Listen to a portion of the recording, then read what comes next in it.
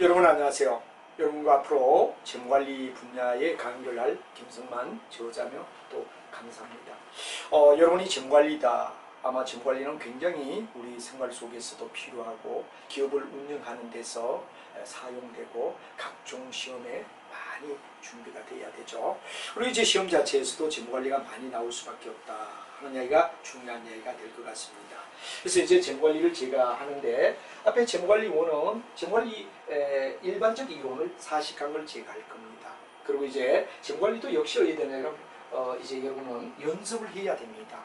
문제를 달아보는 거. 그래서 40강, 20강 이렇게 분배를 해서 제가 강의를 진행하며 이끌어가겠다 하는 이야기를 드리고, 이제 저희들이 여러 강사들이 모여서 우리가 학생들을 진짜 위하고 또 정말 요즘은 합격이라는 이야기는 기적이다 이렇게 봅니다.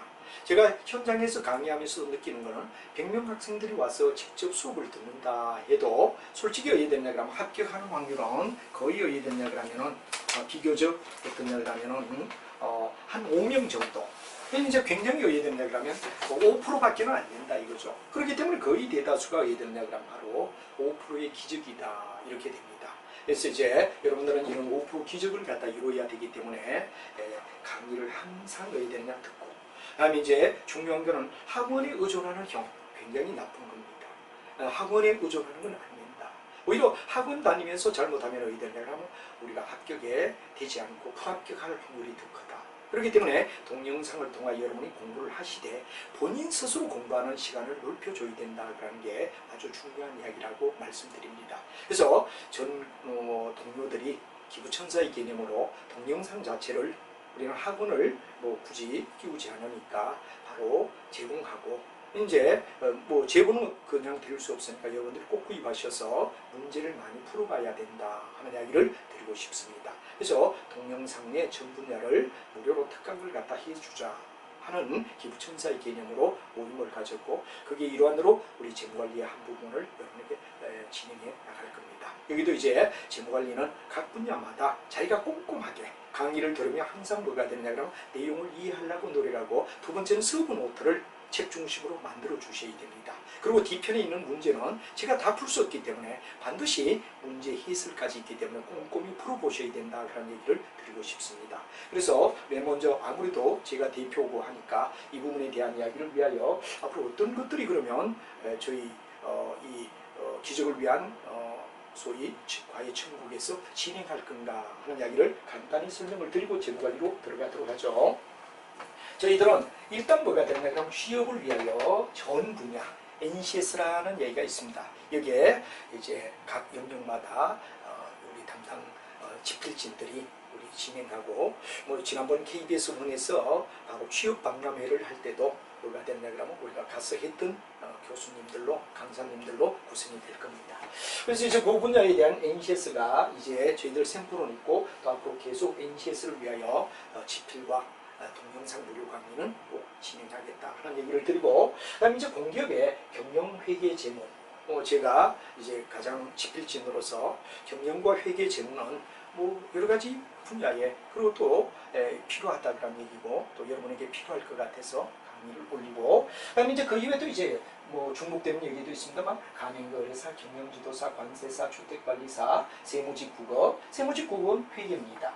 그리고 이제 7급의 경영학이 들어가는 거죠. 그다음 보험계리사, 노무사, 예경테스터, 공무원, 정상회계, 간평사에 각각 어떻게 되느냐 그러면 해당되는 영역을 갖다 우리가 무료로 제공하겠다 하는 얘기 속에서 열심히 진행하며 여러분에게 도움이 진짜 되기를 간절히 바라겠습니다.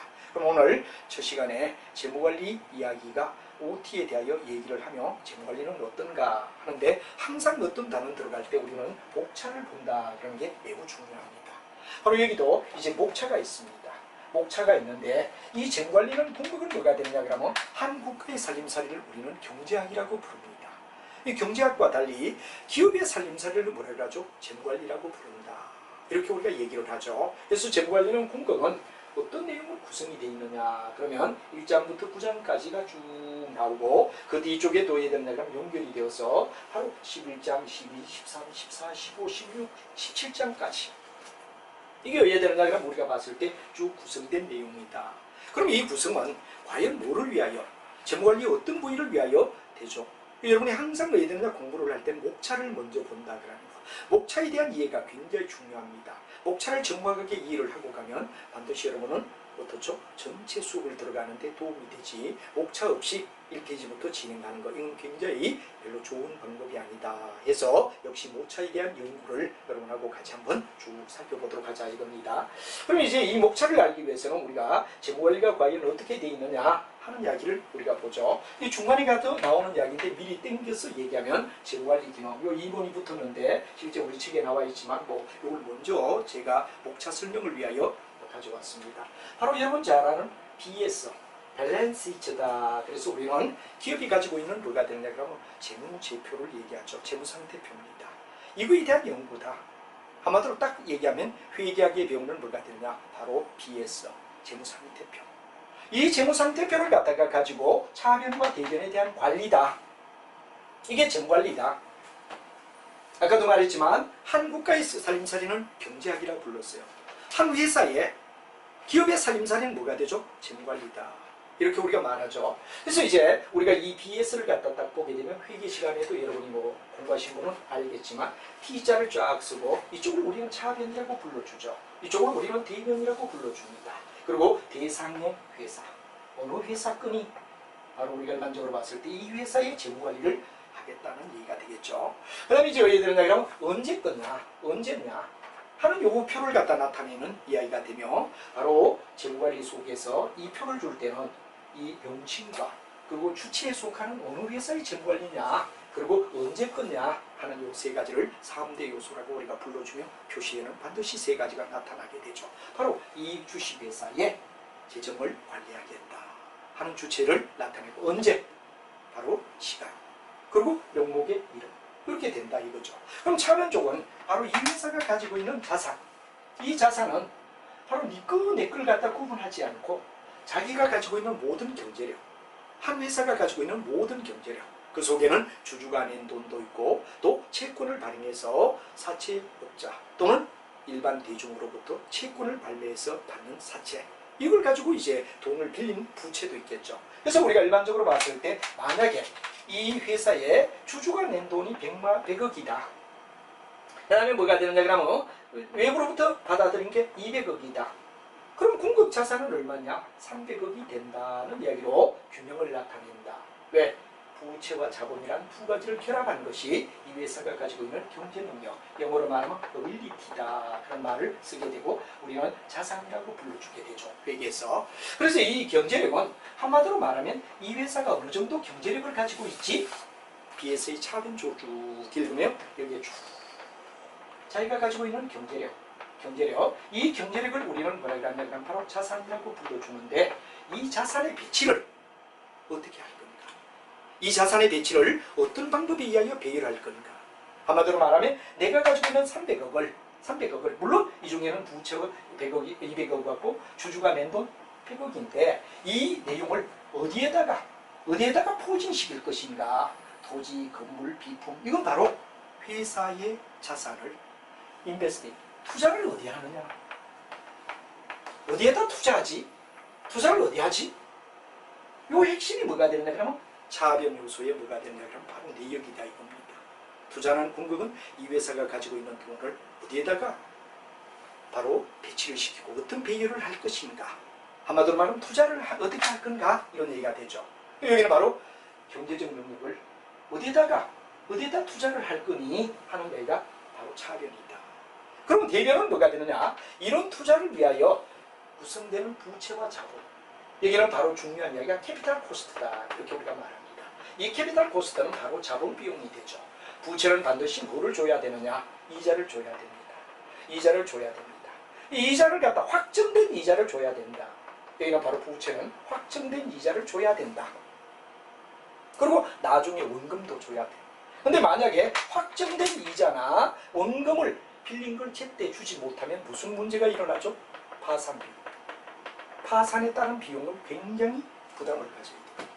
바로 회사에 원금과 이자를 주지 않을 때는 바로 부채에 대해서는 파산 비용이라는 부담을 느낀다. 이렇게 되죠. 그 다음에 이제 여기는 주주가 낸 돈을 갖다 얘기하는데 이건 바로 배당을 얘기하죠. 배당. 그래서 우리가 일반적으로 봤을 때 자본에 대한 거는 거의 주식을 얘기하고 배당을 우리가 주든지, 여기는 이제 우리가 일반적으로 볼 때 사채를 본드라고 얘기를 합니다. 본드라 그래서 가중평균 얘기할 때 기업 전체 가치, 바로 이 두 가지를 더한 걸 밸류라고 얘기를 하고, B를 표시할 때 이건 바로 바로 부채를 얘기하구나. 부채는 바로 본드가 대표다 이거죠. 근데 많아요. 여기는 뭐가 되느냐? 스톡이라고 얘기하죠. 스톡은 뭐가 되느냐? 주식을 얘기합니다. 그렇기 때문에 전체 회사가 가진 돈 중에 여기 뭐가 되느냐? 바로 S, V분의 S 그럴 때는 바로 자본이 차지하는 비율이 어떠냐. 이거 이해하여 나중에 평균 비용이 어느 정도 되니 하는 걸 갖다 가중 평균 비용이라고 얘기를 합니다. 근데 우리가 아직까지 여기는 바로 주식은 배당을 줘야 되죠. 아니면 어떻게 되느냐? 여기는 주가를 올려줘야 됩니다. 그래서 우리가 배당을 많이 할 건가, 아니면 돈을 가지고 있다 주가를 올려줄 건가. 주주는 이 두 가지를 갖다가 해야 된다. 그럼 한 가지만 만족되어도 배당을 많이 주든지, 아니면 주식의 가격을 높여주든지, 둘 중 하나만 충족해도 주주는 만족합니다. 그래서 여기를 이렇게 대가 이 두 가지를 우린 뒤에 가면 배당정책, 바로 여러분과 뒤에 가서 이제 쭉 한 목록을 갖다 우리가 배우게 되는 속에서 뭐가 되느냐, 일종의 이런 얘기가 나오죠. 앞쪽으로 이렇게 우리가 돌려서 보면, 목차 속에서 보면 배당정책이라는 얘기가 나옵니다. 배당정책. 그래서 쭉 가면은 우리가 바로 목차 쪽에 가면은 여러분들과 함께 나중 배당정책, 이게 바로 이겁니다. 제가 이 표시는 약간 중첩이 돼서 죄송합니다만, 배당정책이라는 이야기가 바로 배당을 많이 줄래 아니면 주가를 높여줄래, 둘 중 하나라는 얘기가 되는 거죠. 그래서 이제 여러분들 이런 이야기를 갖다 우리가 배우게 된다 하는 얘기가 돼서, 바로 이게 만약 이걸 갖다 충족시켜 주지 못하면 뭐는 주주들은 가만히 있지 않습니다. 회사의 CEO를 반드시 갈든지 CEO에 대한 엄격한 통제를 가하게 됩니다.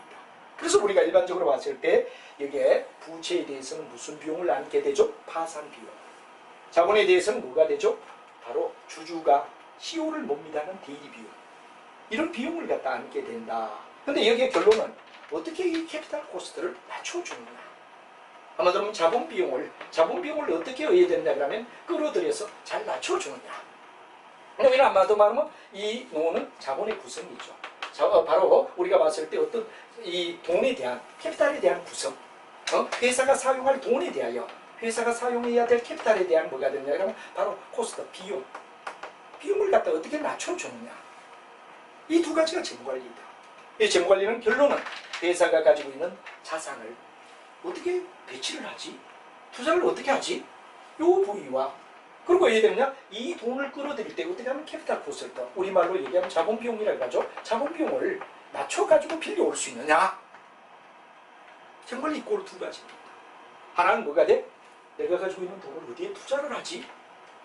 이건 뭐죠? 자본 구성을 어떻게 해서 이 돈을 어떻게 끌어들여서 캐피탈 코스트를 낮춰주지?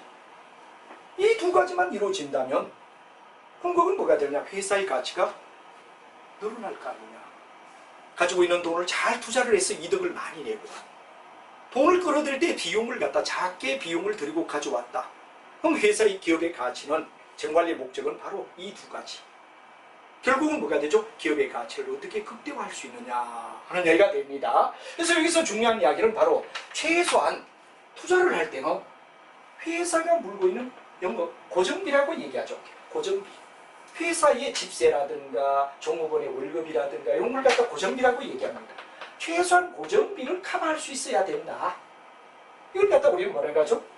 바로 여러분 잘 아는 영업의 레버리지라고 얘기를 합니다.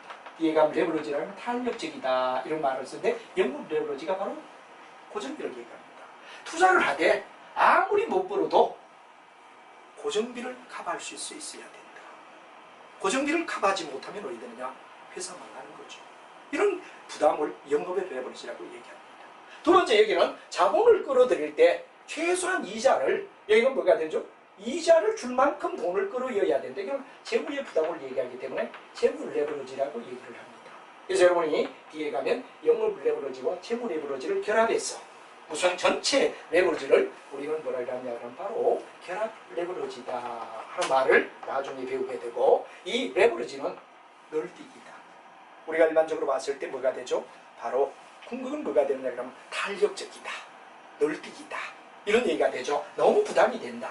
이제 우리가 보통 이 레버러지 이야기는 요겁니다. 사랑하는 남녀가 5대5로 만약에 사랑을 한다 이러면 굉장히 정상입니다. 서로 똑같은 마음으로. 근데 남녀의 관계가 이게 만약 이탈이 되어서 남자가 예를 들면 여자를 너무나 좋아해, 사랑해, 부의 마음으로 사랑하는데 여자는 1밖에 아니다. 그러면 여자의 1마음에 의하여 이 친구는 남자는 9배 9배에 뭐가 되느냐 그러면 이런 널뛰기를 해야 되는데 이 9배 널뛰기 하는 걸 갖다 우리는 탄력적이다, 너무 치명적이다 이런 얘기가 되죠. 만약에 여자의 마음이 없는 1%로 변경이 일어나면 남자는 9배의 사랑의 상처를 입는다. 이걸 레버리지라고 얘기합니다. 탄력적이다. 한마디로 말하면 너무 어떻죠? 큰 타격을 받는다. 이게 바로 재물 레버리지. 여기는 예를 들어 고정비를 못 막으면 회사 망해. 투자를 잘해야 된다 이거지. 그걸 갖다 우리는 영업 레버리지. 이 두 가지를 결합한 걸 결합 레버리지라고 뒤에 가면 배우게 된다. 이걸 갖다 충족시키는 게 재무관리다. 그래서 이런 충족을 시키기 위하여 이제 결론의 이야기는 뭐냐? 그럼 이거 이제 우리가 이겁니다. 바로 이걸 갖다 우리가 좀 더 만약에 우리가 심도 있게 한번 생각해 보자 이거죠. 생각해 보면 바로 재무관리는 기업 가치 극대화라는 이야기를 갖다 충족해야 된다. 뭐를 통하여? 바로 BS의 차변과 BS의 대변 관리. 차변은 뭐였죠? 그렇죠. 회사가 가지고 있는 돈을 어떻게 잘 투자를 해서 고정비를 커버하고, 고정비는 월급 주고 집세 주는 거 커버하느냐. 그리고 대변 쪽은 뭐가 되죠? 어떻게 하면 작은 비용을 들여서 돈을 끌어였느냐. 이 두 가지가 재무관리라고 해요. 근데 이 재무관리의 내용을 갖다 좀 더 우리가 생각해 보면 바로 궁극은 기업의 가치를 극대화하는데 그 얘기가 기업의 가치의 극대화예요. 기업 가치를 우리는 밸류다라고 쓰자 이거죠. 그럼 이 기업 가치의 극대화를 얘기할 때 우리는 항상 뭐가 되냐? 원리합계를 생각해야 됩니다. 원리합계. 이 원리합계는 뭐가 되죠? 여러분이 은행에 예금을 했을 때 받는 원금과 이자를 우리는 원리합계라고 합니다. 이 원리합계 개념에서 자 우리가 일반적으로 원리합계는 원금에다가 뭐를 더해야 됩니까? 내가 은행에 예자를 했다 그러면 원금 플러스 이자를 갖다 우리는 뭐라고 하냐 그러면 원리합계다. 이거란 말이에요. 원리합계. 그럼 이제 궁극은 이걸 갖다 놓고 있는데 원리합계를 쭉 한번 보죠. 그러면 우리가 일반적으로 봤을 때 원리합계는 원금지가 100만 원 돈을 넣었다. 1년이 지나면 이자가 20만 원 붙는다. 그러면 원리합계는 120이 된단 말이에요. 물론 은행이 그만큼 주지도 않겠지만 자, 근데 이 원리합계는 또 말로 하면 원금에다가 이 이자는 어디에 되죠? 원금 곱하기 이율 곱하기. 이제 우리가 보통 이제 개인 같은 매달 받아 쓰지만 기업 같은 데는 한번 맡기면 그대로 가기 때문에 복리로 기간승. 기간을 갖다가 승무를 이렇게 둔다 이거죠. 복리기 때문에. 그럼 여러분들 이제 원리합계는 또 한 번 내면 어디 되죠? 원금으로 묶어라. 자, 원금. 인수분해식이자 이거죠. 그럼 자신은 1 곱하기 이율. 그 다음 뭐가 되느냐 그러면 여기 덧셈이 되겠죠. 덧셈이 되고 이율을 더하고 원금 묶어내고 1 여기 되죠. 그리고 기간승을 놓아라. 이거란 말이에요. 그래서 우리가 원리합계는 뭐가 되죠? 일종의 나중에 받으니까 이걸 갖다 미래 가치가 되지. 내가 은행에 돈을 넣고 난 다음에 1년 후, 1년, 2년 후에 받는 퓨처 밸류, 미래 가치란 말이에요. 근데 자기가 은행에 돈을 넣으면 뭐가 되죠? 현재 가치란 말이에요. 원금은. 그럼 여기다가 1%서 뭐가 되느냐 그럼 R, 이율을 R이라고 하자. 기간을 갖다 놓으면 N. 그래서 원리합계 개념을 모르면 기업의 미래 가치, 기업이 예를 들어 원리합계를 생각하면 미래 가치를 생각하는데 굉장히 은행에 예금했을 때와 같다 이래 되죠. 그래서 이제 이 표를 만약에 표를 내면 현재 만약에 돈을 넣는다. 1년, 2년, 3년 이렇게 되면 C1, C2, C3 이렇게 갈 거란 말이에요. 만약에 N까지 간다면 CN까지 갈 거다. 이 현재는 0이죠. 1년, 2년, 3년, 4년 이렇게 우리가 나눈단 말이에요. 그럼 이 원리합계 공식을 살짝 이용해서 만약에 이 원리합계를 현재 가치로 우리가 따져주자.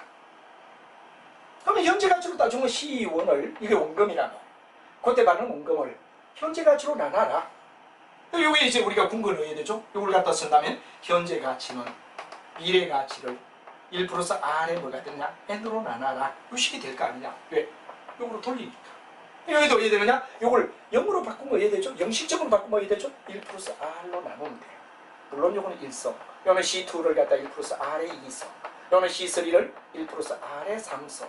그다음에 여기는 CN을 갖다가 1 플러스 R로 나누면 N으로 나눠라. 자, 그러면 궁극은 바로 기업의 가치를 극대화하는 것이 재무관리 목적이라고 했죠. 한 국가의 살림살이를 잘 통제해서 부를 창출하는 게 경제학이라면 바로 그 기업, BS의 기업을 어떻게 잘 운영해서 가치를 높이느냐가 재무관리란 말이에요. 그래서 궁극은 뭐가 되죠? 아까도 얘기했지만 우리가 원리학계의 공식은 은행에 내가 돈을 갖다 넣어가지고 이자를 받은 걸 갖다 합한 것이 원리학계다. 원리학계는 궁극은 미래가치란 말이야. 여기는 원금이고 그대로 원금 오고 이자는 어디 구하죠? 원금 곱하기 이율 기간서이란 말이야. 복리니까. 그럼 다음엔 또 이거 원금으로 묶어내라. 그러면 1%서 이율 기간성. 이렇게 되니까 FB 미래 가치는 현재 가치에다 1%서 R의 N을 곱하는 게 된다면 그럼 현재 가치는 어디 되죠? 우리가 봤을 때 역수로 넘기면 FB를 1%서 R의 N으로 나눈다 하는 요식이 나왔단 말이에요. 이걸 이용하면 만약에 내가 C0의 시점에 돈을 투한 게 C0였다면 자 1년 후에 받는 가치, 2년 후에 받는 가치, 3년 후에 받는 가치, 4년 돼 NC까지 받는다면 이걸 전부 다 뭐가 되죠? 쭉 묶어주면 그래서 이게 C1, C2, C3, CN까지 나왔다. 그리고 여기는 1 플러스 K. K 그래도 되고 R 그래도 됩니다. 관계없습니다. 이건 바로 할인율 또는 이자율, 자본비용, 캐피탈 코스트, CT는 T 시점이에요. 그래서 이 궁극은 뭐가 되죠? 바로 BS에 있어서 재무관리를 하는 목적은 바로 이걸 갖다 분자와 분모인데 이걸 이제 여기에서 이제 이 식이 나왔다. 이걸 여러분들 이해를 하면 바로 원리학계 공식을 이용해서 여기서 이렇게 식이 나왔네 이해를 하고 여기서 기업의 가치는 재무관리는 기업 가치를 극대화하는 거야. 이거란 말이야. 그럼 이제 요 속에서 이제 우리가 들어와서 좀 더 이제 얘기를 해보면 이건 지금 여기 어떻게 나왔다 그러는 이야기까지 이해를 해주시고 이런 식이 나왔다. 그래서 좋은 식이 나왔다 그러는 것까지는 여러분이 이해를 할 겁니다. 그러면 이제 우리가 한번 보자 이거죠. 이제 한번 좀 더 이 내용을 갖다 심도 있게 본다면은 재무관리는 궁극은 뭐냐? 아까 BS 모델을 갖다 가지고 얘기를 했죠. 자, 한번 보자 이겁니다. 우리가 아까도 말했지만 BS 속에서 바로 이 회사 어떤 회사라는 얘기가 나오죠. 언제라는 얘기가 나오겠죠. 자, 여기 있어. 요 자산. 이 자산은 뭐가 되죠? 궁극은 바로 분자를 의미합니다. 분자. 분자는 뭐가 되죠? 회사가 가지고 있는 경제력을 얘기한다. 그럼 여기는 뭐가 되죠? 부채와 자본을 끌어들일 때 든 비용을 갖다 얘기한다 이거죠. 여기 이거에 부채와 자본. 아까 제가 이자와 배당이라고 그랬죠. 또는 주가라고 그랬죠. 이건 뭐가 되죠? 요 바로 여기는 아까도 말했지만 요거는 분자는 뭐가 되는 거야? 그럼 자산을 얘기하고 분모는 뭐를 갖다 얘기하느냐? 분모는 궁극은 뭐가 되느냐? 그럼 바로 이렇게 여기 뭐가 되죠? 분모를 얘기하는 자본이 조달이야. 자본 조달. 결국은 뭐가 되느냐? 이건 바로 자산에 대한 투자. 분자는 투자. 그러면 분자는 극대, 분모는 극소. 분자가 극대가 되고 분모가 극소가 된다면 물론 이거는 썸이라는 건 합한 거죠. DT 나왔다. 그럼 여기는 자본을 잘 투자해서 돈을 많이 버는 건 분자. 그러면 바로 쉽게 얘기하면 뭐가 되죠? 투자해서 이윤을 극대화해야 된다는 얘기가 되지. 이윤을 극대화해야 된다는 얘기가 분자예요. 분모는 자본 조달해서 캐피탈 코스트인 K를 어떻게 최소화하죠? 그럼 분모가 최소가 되고 분자가 최대가 되면 기업 가치는 뭐가 되죠? 최대라고. 그래서 결국은 바로 이게 투자. 이게 뭐가 되죠? 자본에 대한 조달. 투자는 바로 위에 있는 분자를 얘기해요. 분자를 얘기하니까 분자는 최대가 돼야 되고 최대가 돼야 돼. 최대. 이는 뭐가 되죠? 비용을 갖다 우리는 뭐가 되죠? 최소가 되게끔. 캐피탈 코스트가 최소가 되게끔. 캐피탈 코스트가 최소가 되게 하라. 그죠? 캐피탈 코스트를 최소를 하게 하라. 이거란 말이에요. 이거 최소.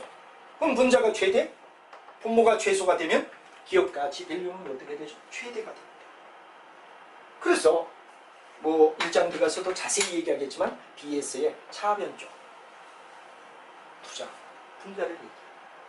BS의 대변적 자본을 조달할 때 드는 비용. 그래서 우리는 중요한 이런 식이 나왔다 그런 거, 이 식이 나오기 전에 제가 원리학계 얘기를 했죠. 그걸 얘기하라 이거지. 이 재무관리는 이거예요. 바로 BS의 차변적 투자 이윤을 최대화하래 분자를 얘기해요. 대변적 부채와 자본을 끌어들일 때 캐피탈 코스트를 어떻게 낮추죠? 최소. 그러면 분자가 최대, 분모가 최소가 되면 우리가 뭐가 된다 그랬죠? 기업의 가치는 극대화되고 한 국가의 살림살이를 통제하는 게 경제학이라면 이 기업의 주식회사에 투자를 어떻게 하지? 자본 조달을 어떻게 하지? 결국은 두 말, 투자, 자본 조달로 결말을 맺는 게 재무관리 이야기이다. 그걸 심도 있게 깊이 들어가는 게 재무관리이고 재무관리 영역은 바로 투자와 자본 조달. 그래서 이제 뒤쪽 가게 되면 이런 얘기가 나오죠. 투자를 할 때는 최소한 아까도 얘기했지만 영업 레버리지라고 했어요. 고정비. 한마디로 말하면 집세와 고정비인 집세와 예를 들면 뭐가 되죠? 월급. 종원의 월급. 이걸 커버 못하면 영업 레버리지는 탄력적으로 무너진다. 기업은 무너지죠. 집세하고 월급 못 주고. 두 번째 뭐가 되죠? 자본 조달에 대한 이야기를 갖다 우리는 재무의 레버리지라고 얘기를 했어요. 재무 레버리지는 바로 근본 뭐가 되죠? 이자와 배당. 이자를 못 주면 어떻게 되죠? 너무 부담된다는 거죠. 회사 무너진다는 거죠. 이 두 가지를 갖다 묶어준 게 뭐라 그랬죠? 그렇죠. 우리가 봤을 때 바로 결합 레버리지다. 그래서 우리가 뒤쪽에 가면 레버리지를 배우게 될 때 이런 이야기를 배우게 되는데 처음 시작하지만 여기는 이런 위험 최소한 아무리 못 벌어도 집세와 월급은 주도록 벌으래. 이게 투자에서 기본 룰이지. 그 다음에 여기 자본 조달에도 가능하면 최소로 해야 되느냐 비용이 들게끔 최대한 노력하래. 만약 이걸 갖다 캐피탈 코스트 이자를 못 주고 배당을 못 주고 해야 되죠? 역시 무너지지. 이 두 가지 지침에 의하여 투자를 어떻게 하죠? 자본 조달을 어떻게 하죠? 이 영역에 대한 두 가지로 설명하는 게 뭐가 되죠? 재무관리다. 그렇기 때문에 재무관리 이야기는 바로 목차를 보면 이 두 가지에 충실하게 이끌어지게끔 만들어준 게 뭐가 되죠? 재무관리의 전체 목차 이야기다. 이거부터 여러분이 먼저 잡아줘야 된다 이거죠. 그럼 이제 우리가 앞쪽으로 가서 여기에 뭐가 되느냐 그러면 재무관리의 목차를 우리가 한번 살펴보자 이거죠. 목차가 어떻게 되느냐. 자 여러분 이제 목차 쪽으로 와서 보면 우리가 아까도 말했지만 재무관리는 BS의 차변 쪽은 뭐라고 했죠? 그렇죠. 투자를 어떻게 하니. 대변은 바로 자본 조달을 어떻게 하느냐. 이 두 가지가 이슈가 된다 그랬죠. 그리고 투자를 할 때는 최소한 고정비를 막아주는 영업 레버리지를 커버하라. 그 다음에 자본을 조달할 때는 부담을 줄여주는 자본의 최소화 비용을 갖다 드리게끔 재무 레버리지를 커버해야 된다. 그래서 바로 영업 레버리지와 그 다음에 잘하는 재무 레버리지라는 두 가지를 결합하면 결합 레버리지라고 뒤에 가면 레버리지를 갖다 우리가 배울 때 이야기가 나오게 됩니다. 자, 그 점을 알며 자 재무관리 목표는 이제 그 두 가지 예비 지식을 가지면 첫 번째 1장부터 3장까지는 뭐가 되죠? 바로 재무관리란 어떤가? 그래서 바로 재무관리의 개념과 화폐 시간 가치 또는 시간의 화폐 가치다 하는 말을 우리가 씁니다. 그럼 바로 여러분이 잘 알지만 회계에서는 화폐 시간 가치, 시간의 화폐 가치 안 따줍니다. 왜? 6개월마다, 1년마다 바로바로 정산해서 올리기 때문에. 그러나 재무관리는 1년, 2년, 3년, 4년 이렇게 쭉 장기적으로 가기 때문에 현재 100만 원과 1년 후에 100만 원을 같다라고 보면 안 되죠. 현재 100만 원 맞습니다. 그러나 1년 후에 100만 원 현재 가치로 우리가 따진다면 연 10%다 그럼 한 92만 원, 95몇 만 원 이렇게 나올 겁니다. 2년 후에는 80 몇만 원 나온다 이거지. 그래서 우리는 이런 걸 화폐 시간 가치인데 어떤 거냐 하는 말과 그 다음에 소비는 현재 쓰는 겁니다. 투자, 미래를 위하여 바로 투자를 하는 거죠. 이런 왜 저축하는 거는 개인으로 볼 때는 소비와 뭐가 됩니까? 투자가 있는데 소비는 현재입니다. 현재 쓰겠다 이거지. 투자는 미래를 위하여 가지고 있는 것. 이 두 가지 개념이 어떻게 되느냐. 이거는 바로 일반적인 개인을 얘기하고 투자는 기업 입장에서 우리가 원하는 것 같은 개념을 얘기하는데 그게 기본 개념이다. 이렇게 우리가 얘기를 합니다. 그러면 이제 그걸로 우리가 일반적으로 봤을 때 이제 나머지 자본 예산부터 이게 바로 이 두 가지. 이거는 투자 속에서 아까 제가 투자라고 하는 건 BS여야 되는 차변은 무조건 투자라겠죠. 나의 자산을 어디에다 투자를 할까요? 하는 투자인데 이게 뭐가 되느냐 그러면 여러분들 투자는 투자의 범주를 확실성하에 투자 확률이 100%입니다. 확실성하에 투자다 하는 말을 쓰는데 이거는 확률이 100%입니다. 미래 확률이 100% 있다. 이런 투자를 자본 예산이라고 해요. 얘는 언제 하죠? 초기. 회사를 세울 때. 그래서 확실성하에 투자.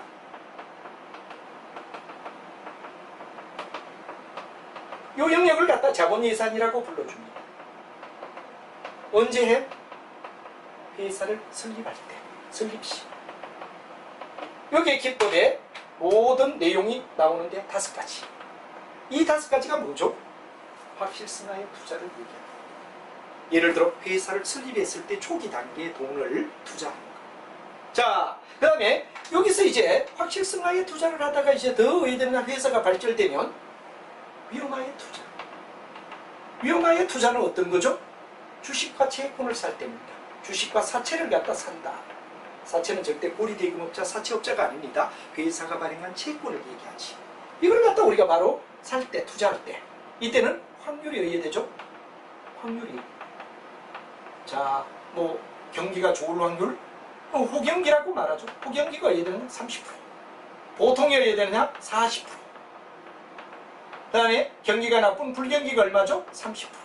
합하니까 전부 몇 프로냐? 100%. 이렇게 확률이 구분되며 투자를 하는 걸 갖다 우리는 바로 위험하게 투자라고 말합니다. 대표적인 게 주식과 채권이지. 근데 아까 얘기하던 자본 예산은 회사를 설립할 때 공장을 짓고 부지를 사고 그건 확률이 100%라고. 그런데 이제 여기서 범주를 넓혀서 뭐가 되느냐? 수익률과 수익의 포트폴리오, 주식, 채권 요까지가 뭐가 되죠? 위험하게 투자. 위험하게 투자. 요 영역을 갖다 우리가 쭉 배운 게 투자는 투자인데 자산에 대한 이야기죠. 요 자산에 대한 이야기가 투자인데 투자 영역의 첫 번째가 뭐가 되죠? 확실성. 사장노자. 이건 언제? 회사를 설립할 때. 위험하게 투자는 주식과 채권을 살 때. 주식과 사채를 사서 이제 돈을 벌어가 어느 정도 될 때 이때는 확률이 구분되며 이때는 확률이 100%예요. 내가 땅을 제대로 사면 망할 이유가 없죠. 내가 건물을 똑바로 짓는다면 망할 이유가 없지. 이런 게 뭐냐 그러면 확실성하에 투자인 자본 예산, 자본 기초. 요거는 5가지입니다. 요거는 회사를 설립할 때. 설립된 뒤에 돈을 벌면 위험하게 투자, 주식과 채권을 사는 것. 그래서 6장, 7장, 8장, 9장 특히 이제 포트폴리오 같은 거는 가능하면 주식을 투자할 때는 포트는 뭐냐 그러면 힘입니다. 폴리오는 뭐가 되느냐 그러면 일종의 포트 그럴 때 투자를 하나로 하지 않고 꾸러미마다 포트는 짐꾸러미죠. 폴리오 그럼 뭐가 되느냐 그럼 분산시킨다. 여러 개를 모은다. 그래서 이제 포트폴리오라는 말을 갖다 많이 쓰는데 짐꾸러미를 하나로 왕창 투자하지 말고 여러 군데 분리해서 투자를 하라. 포트폴리오. 그래서 우리가 일반적으로 봤을 때 포트폴리오다 그럴 때 포트는 짐꾸러미고 폴리오는 샀다 하는데 짐꾸러미를 분리해가 사라. 한마디로 말하면 왕창. 우리 일반적으로 그렇죠. 계란을 한 바구니에 담지 마라. 한 바구니에 담으면 왕창 깨집니다. 그러나 여러 주식을 사서 N을 무한대로 돌리면 외부의 위험을 막아줄 수 있다. 이런 원리가 나오면 계란을 한 바구니에 담지 마라 하는 포트폴리오. 이런 거가 다 주식 채권을 얘기하는 수익률, GAPM, APT, 주식 채권 평가 요까지는 위험하게 투자. 주식과 사채를. 자, 그 다음에 이제 우리가 또 넘어가면 뭐가 되느냐. D장을 가면 자, 요거는 이제 제가 지우겠습니다. 지우고 이제 바로 2가지 투자, 자산에 대한 투자 2가지 기본적으로 처음 할 때 확실성하에 투자. 자본 예산이라겠죠. 위험하게 투자 제가 말할 때 바로 6장부터 9장까지. 그 다음 이제 우리가 일반적으로 봤을 때 뭐가 되느냐. 3번째 투자가 뭐가 되죠? 상충화가 됩니다. 상충화. 상호 충돌을 일으킨다. 상호 충돌. 상호 충돌이 뭐가 되죠? 그렇죠. 네가 잘 쓰느냐 내가 머리 잘 쓰느냐에 따라 게임이다 이거죠. 그래서 일종의 상충화는 고스톱과 같다. 네가 이기나 내가 이기나 상충화라. 얘는 뭐냐 그러면 이제 선물이라든가 뒤에 가면 스왑이라든가 뭐가 되느냐 그러면 바로 우리가 잘 아는 뭐가 되느냐 그러면 이제 선물, 스왑 그 다음에 뭐가 되느냐 그러면 선도 뭐 이런 얘기가 쭉 나오는 옵션이 중요하네요. 옵션. 이 여기가 뭐가 되느냐? 상충화에 옵션, 선물, 국제재무관리 얘기하는 뭐가 되냐가 유용한 수학 얘기 나와요. 수학 얘기. 요 세 가지 영역을 갖다 보면 뭐라 그러죠? 상충하의 투자다. 상호 충돌. 네가 이기나 내가 이기나 게임을 치르자. 머리싸움으로 이기자. 그래서 영역은 세 가지. 투자. 자산에 대한 영역은 세 가지. 확실성하의 투자, 사장보장. 그다음 위험하의 투자, 확률이 구분된다 그랬죠. 이런 확률이 100%라고 그랬죠. 초기 투자. 돈 벌면 주식과 사채를 사는 게 위험한데 여기는 아까 6장, 7장, 8장, 9장까지. 다음 뭐가 되느냐? 마지막 장르의 옵션, 선물, 스왑. 이거는 상충하, 상호 충돌을 일으키며 누가 잘하느냐? 머리싸움이에요. 그래서 투자 영역이 세 가지. 확실성화, 위험화, 상충화.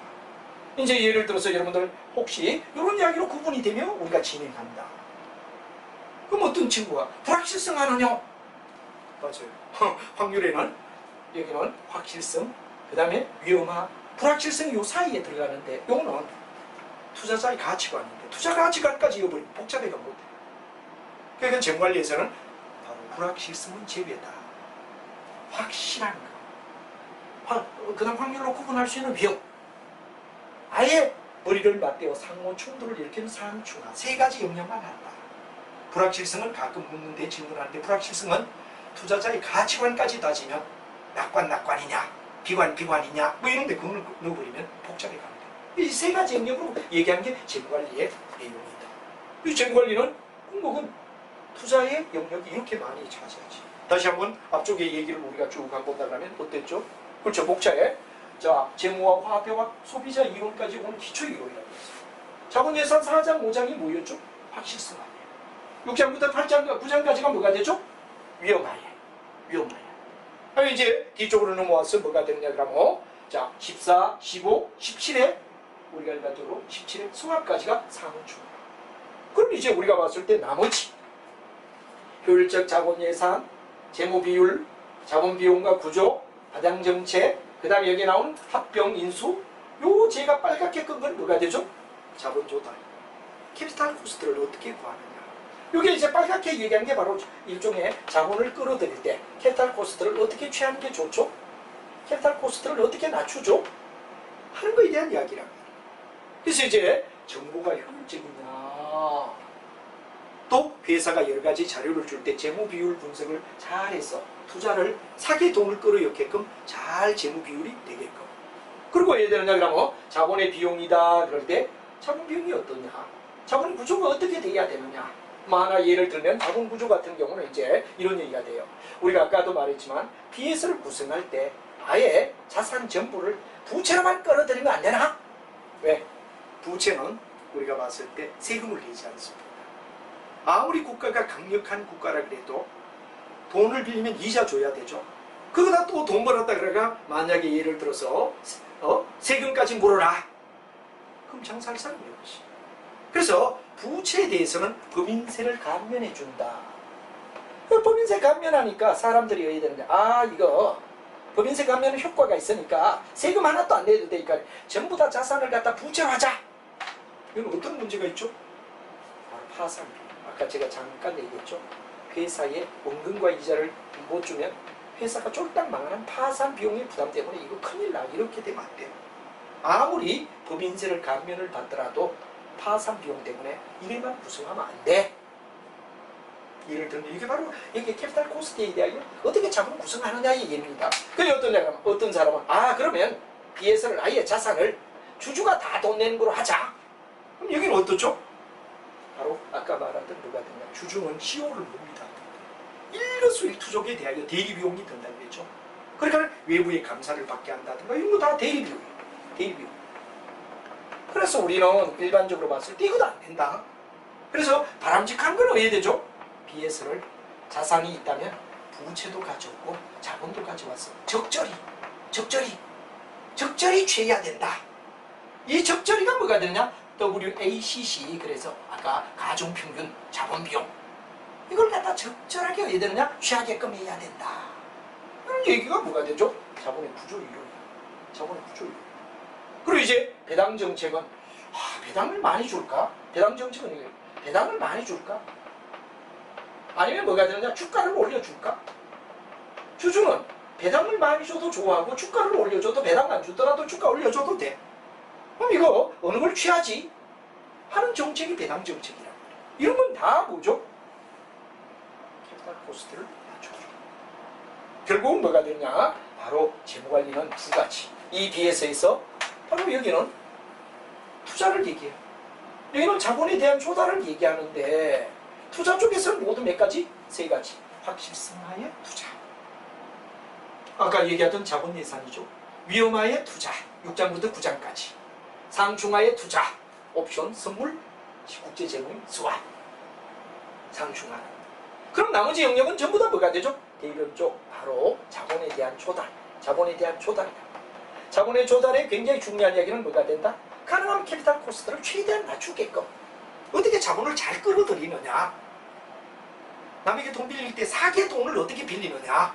그럼 아까도 말했지만 분자 투자는 CT 분자 투자는 어떻다 그랬죠?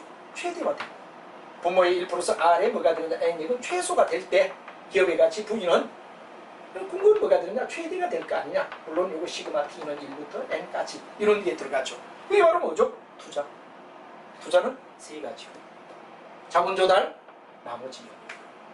이렇게 자본이 구성되어 있음을 아느냐, 이게 굉장히 중요한 얘기가 되는 거죠. 그래서 이 영역도 선생님이 가능하면 여러분에게 꼼꼼하게 하는데 책 내용을 선생님이 다 얘기할 수 없어요.